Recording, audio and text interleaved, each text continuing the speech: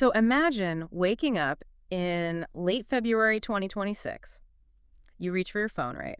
And the screen is just completely lit up with breaking news notifications. Yeah, the kind that immediately make your stomach drop. Exactly. You pull up a feed, and the headline literally stops you in your tracks. The United States and Israel have just launched massive coordinated military strikes on Iranian military infrastructure. Wow. Right. I mean, we're talking nuclear facilities, regime leadership compounds, the works. It is not a drill. It's not some small tactical strike.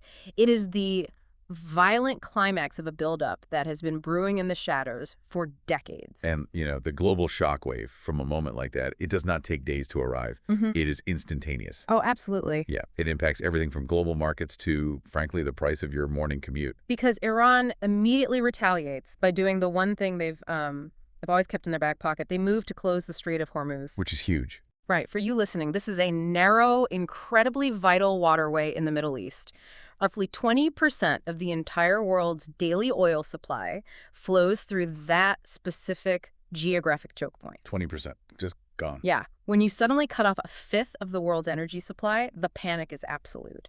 The price of Brent crude oil, which is a global benchmark that essentially dictates what you pay at the gas pump, it surges a historic 65% in a single month. That is just staggering. It is. Global inflation skyrockets overnight. And here in the U.S., the economic pressure triggers this massive frantic panic heading right into the midterm election cycle. Well, and that kind of economic whiplash, it reshapes political reality, Yeah. right? It forces leaders into a corner where they have to make desperate choices. Which is exactly what we want to unpack today. Yeah. So the mission of this deep dive is to look at our sources and figure out how we got to this powder keg. Like, how did the United States become so structurally bound to Israel's strategic agenda that American forces are fighting a massive economy-wrecking war in the Middle East, even while the U.S. president and the Israeli prime minister are locked in a very public, incredibly ugly feud? Yeah, and to really grasp that, I want to offer you, the listener, a guiding rule to just keep in your pocket as we walk through this history. Okay, what is it? It's a harsh reality, but it makes everything make sense. In global politics, logic does not matter. Incentives matter. Incentives matter, okay. Right. If you watch the world stage expecting logical consistency from leaders, you're going to be constantly frustrated. But if you follow the incentives, the political, financial, and structural levers pushing these nations, the machinery operating behind the curtain becomes crystal clear. I love that. So let's look at that machinery in the present crisis, because the timeline here is just astonishing. We are in May 2026, the war is raging, the economy is shaking, and Donald Trump flies to China. Right, he is actively looking for an exit strategy at that point. Exactly. Then, in June 2026, Trump stuns the international community by repeatedly canceling planned military strikes on Iran. He jumps on Truth Social and posts that he called off the strikes because discussions have reached the highest levels of Iranian leadership. He clearly wants a deal. Yeah, he wants an off-ramp and a political win before American voters head to the midterm polls. And you can imagine how that sudden pivot lands in the Israeli prime minister's office. Oh, the fallout is spectacular. According to the accounts we have, Benjamin Netanyahu's office describes him as having his hair on fire after a really tense phone call with Trump. Hair on fire. Wow. Yeah, and they don't keep this behind closed doors either. Trump publicly calls Netanyahu crazy. He takes credit for the nation's survival, claiming, without me, there would be no Israel. He even goes to the Financial Times and says, I call all the shots. But notice how Netanyahu responds to that. Right. He is facing public humiliation from his most vital ally. But instead of returning fire with the same hostility, he goes on CNBC and carefully frames the rift as simply having tactical disagreements, but common goals. He plays it cool. Exactly. He is managing a relationship that is visibly fracturing under the strain, but he absolutely refuses to let go of the primary objective. And I am so glad you brought that up, because this is where I get really confused. Like, if the U.S. president actively wants a transaction, he wants an exit before the midterms, right? Right. And the Israeli prime minister is the one demanding that the military campaign continues. Why is the U.S. still fighting Israel's war? I mean, if Trump is supposedly calling the shots, how does that dynamic actually work? Yeah, that is the central mystery of this entire crisis. And to understand the structural trap the U.S. is caught in, we have to recognize that the geopolitical map we are looking at today used to be drawn completely differently. What do you mean? Well, to understand the hatred of 2026, we have to rewind the clock 50 years. This was honestly the most mind-bending historical fact to me in these sources. It's wild, right? Yeah. Today, we think of Iran and Israel as mortal enemies. It just feels permanent. But half a century ago, they were essentially best friends. They were the closest of allies in the entire Middle East. It was this official, documented partnership known as the Alliance of the Periphery. Like, how did that even happen? So you have to look at the regional pressures of the 1950s and 60s. Arab nationalism was the dominant unifying force in the Middle East. You had a coalition of Arab states that shared a unified goal, the total erasure of Israel from the map. Right. So Israel was completely geographically isolated. They were surrounded by hostile borders, cut off from regional trade, and in a deeply desperate situation just to keep their economy and military function. So they needed a lifeline, and they Yeah. found one in a non-Arab neighbor. Precisely. They found Iran, which was ruled at the time by the Shah. And it is crucial to understand that intelligence historians widely consider the Shah to have been effectively a CIA asset. Oh, wow. Yeah, he was installed and sustained by Western powers. The Shah stepped in and provided the ultimate lifeline, Iranian crude oil. Just giving it to them. They literally pumped it through pipelines directly to Israeli ports. That oil fueled the Israeli military. It powered their cities. It kept the country alive. As long as the Shah was in power, Israel and Iran were inseparable out of pure mutual necessity. You know, the best analogy I can think of is like a corporate drama. Imagine two ruthless tech billionaires who are currently trying to destroy each other's companies, right? Right, totally. But if you read their biographies, you find out 30 years ago they were living in a cramped garage, sharing a single laptop and eating ramen just to survive. The intimacy of that early survival makes the eventual betrayal so much more intense. That is a perfect way to look at it, because that intimacy combusted overnight. In 1979, the Islamic Revolution swept through Iran. The Shah was ousted, he was forced to flee, and the deepest friendship in the Middle East shattered. Just like that. Just like that. The new regime in Tehran took the physical building that served as the Israeli embassy and handed the keys directly to the Palestine Liberation Organization. Which really sets up the profound hatred that drives the 2026 war. And based on our deep dive into the sources, there are really three pillars to this hatred, starting with depth, personal trauma. Yes. The modern Iranian regime frames America as the Great Satan and Israel as the Little Satan. They view the elimination of Israel as a sacred religious duty. But we can't just look at this as religious rhetoric, right? No, absolutely not. You cannot separate the ideology from the physical trauma. So the Shah maintained his grip on power using a notoriously brutal secret police force called SAVAK. And they were ruthless. Beyond ruthless.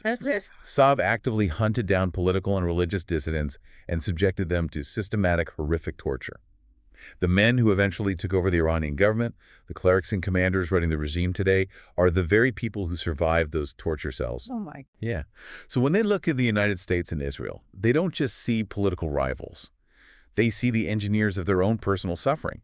They hold the U.S. and Israel directly responsible for arming and supporting the man who tortured them.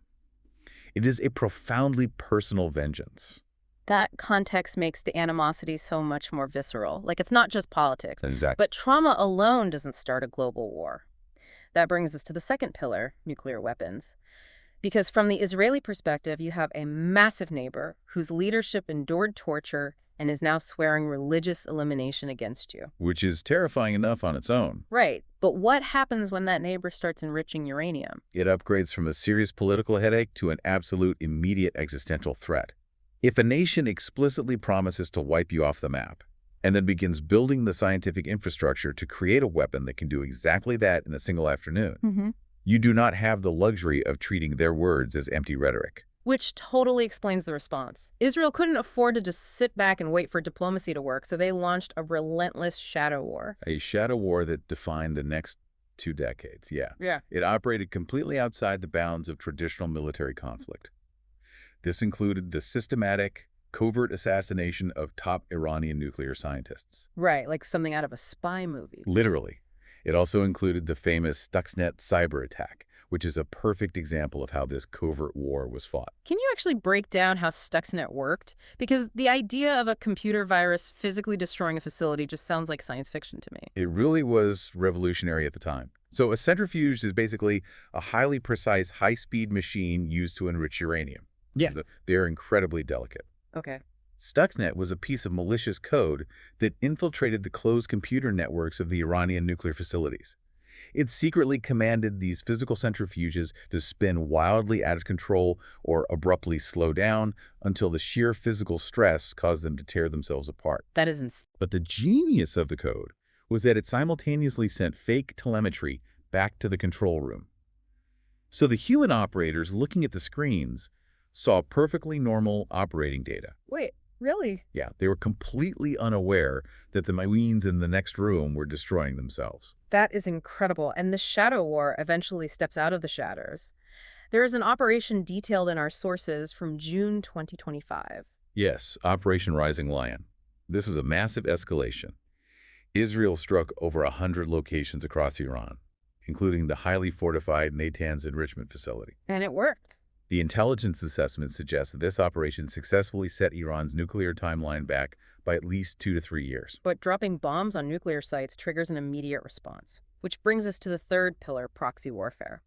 Iran doesn't just fight back with its own uniformed military. For decades, they have been funding and arming what they call the axis of resistance. Right, this is a network of highly capable militant groups strategically positioned all around Israel.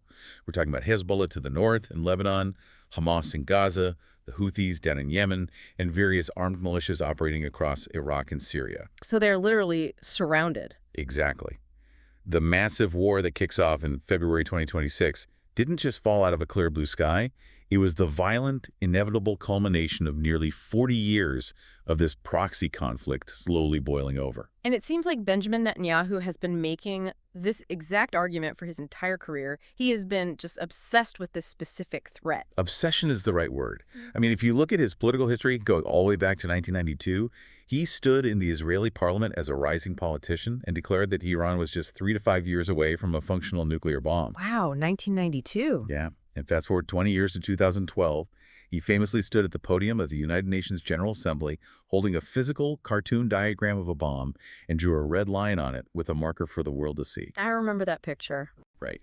His signature defining mandate has always been, whatever the cost, do not pass the Iranian nuclear threat to the next generation of Israelis. But, you know, Israel is a relatively small nation. If you were facing an existential threat from a much larger, highly populated adversary like Iran, you can't realistically dismantle their entire regime alone. No, you can't. You need a bigger hammer. You need American military power to do the heavy lifting.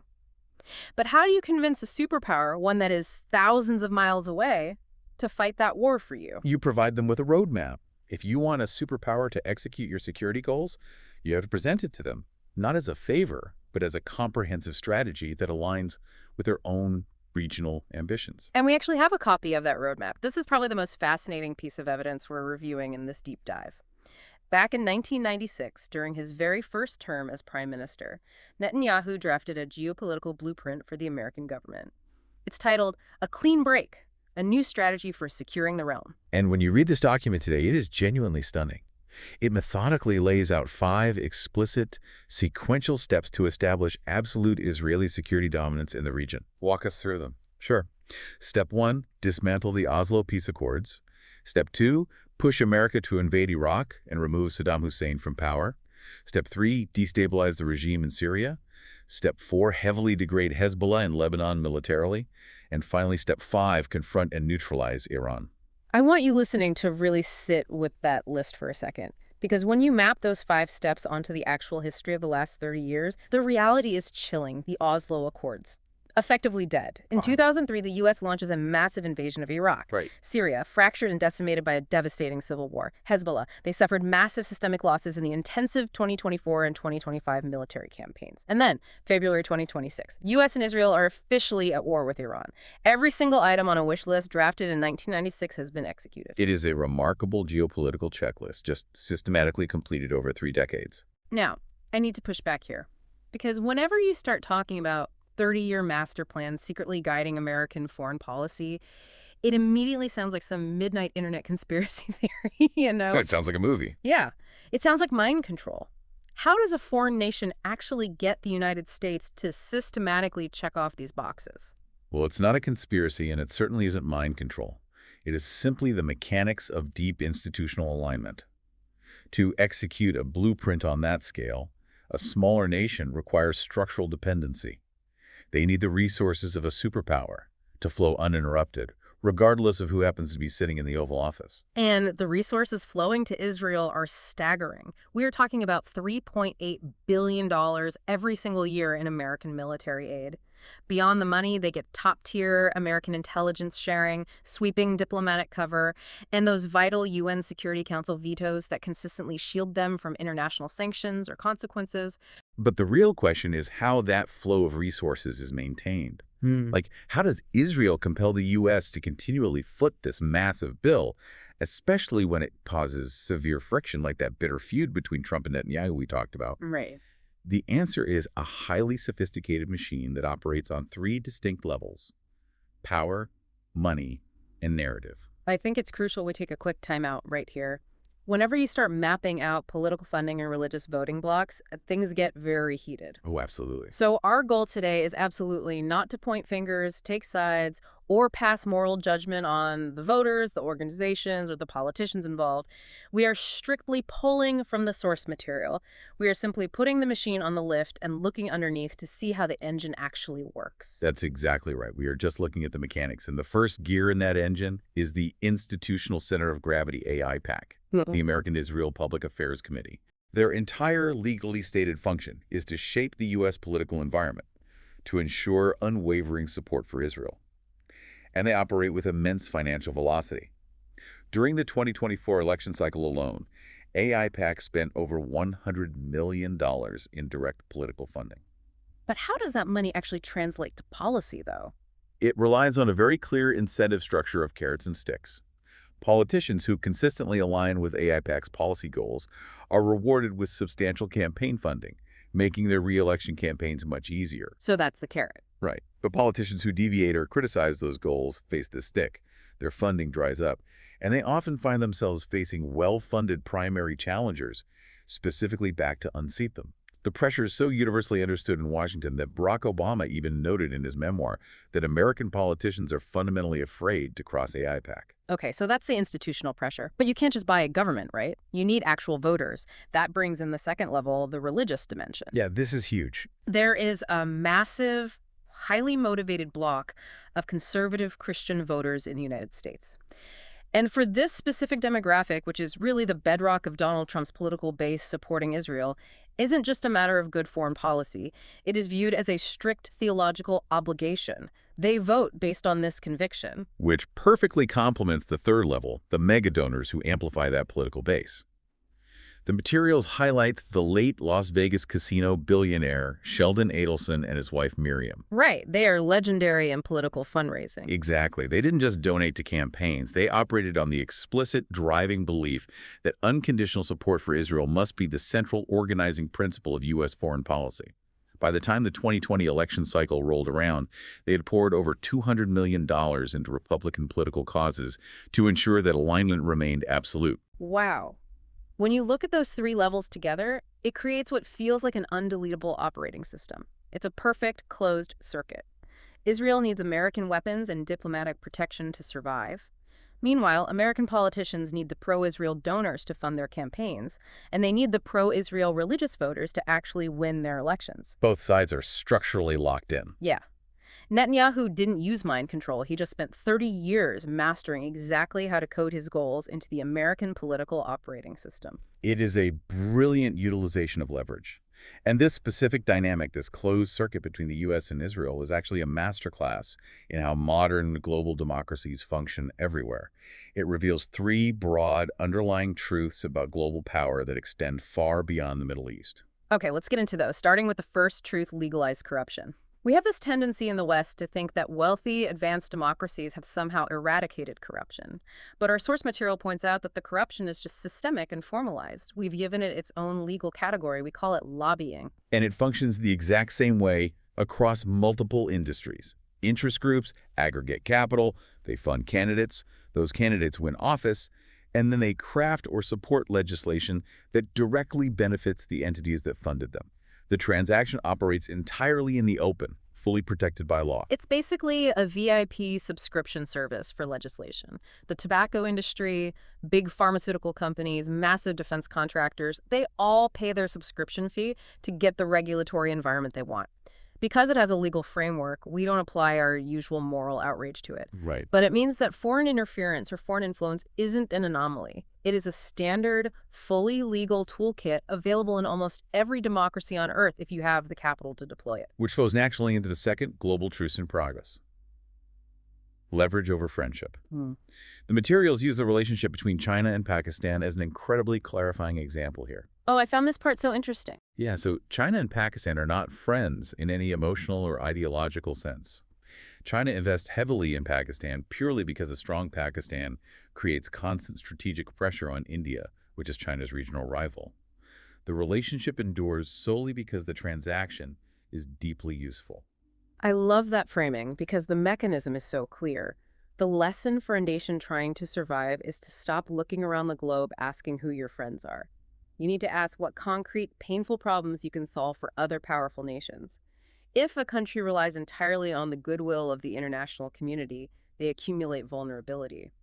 But if a nation solves strategic problems for a superpower, they accumulate leverage. And understanding leverage leads to the third and perhaps the highest form of strategic wisdom in our modern era: strategic non-alignment. We are living in a multipolar world now. It isn't just the US and the Soviet Union anymore. There are multiple competing superpowers and regional blocs. Right.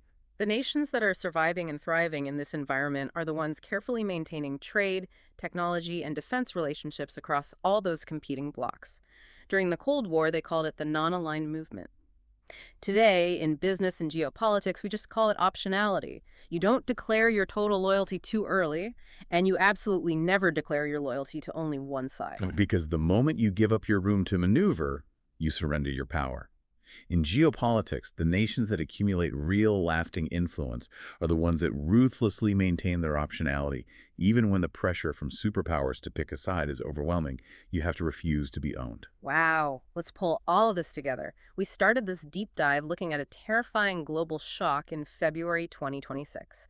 The Strait of Hormuz is closed, global oil prices are exploding, and the U.S. president is publicly calling the Israeli prime minister crazy while American troops are still actively fighting his war. A total mess. Yeah, and to understand the why behind that madness, we had to travel back to a 50-year-old Iranian oil pipeline. We had to trace the brutal trauma of Savak torture leading to the 1979 revolution, walk through how a 1996 geopolitical blueprint became reality, and finally look under the hood at the structural mechanics of the modern American lobbying machine. It is a profound, incredibly complex web of human incentives. Yeah. And, I think it leaves us with something vital to consider that goes way beyond the realm of Middle Eastern geopolitics. What's that? Well, if the ultimate superpower move on the global stage is refusing to be owned, if maintaining your optionality and refusing blind alignment is the absolute highest form of strategic wisdom, how might you apply that exact same philosophy to your own life? Oh, that's good. Right. Whether it's navigating the politics of your career path or simply choosing how you consume information and news in an increasingly polarized algorithmic world, where are you currently giving up your optionality by declaring your loyalty too soon? That is a phenomenal question to sit with. The fractures in global politics are murky, they are driven by complex incentives, and at their core, they are deeply human. Thank you so much for joining us on this deep dive. Keep questioning the narratives you see in the news, keep looking for the hidden incentives driving the decisions around you, and we will catch you next time.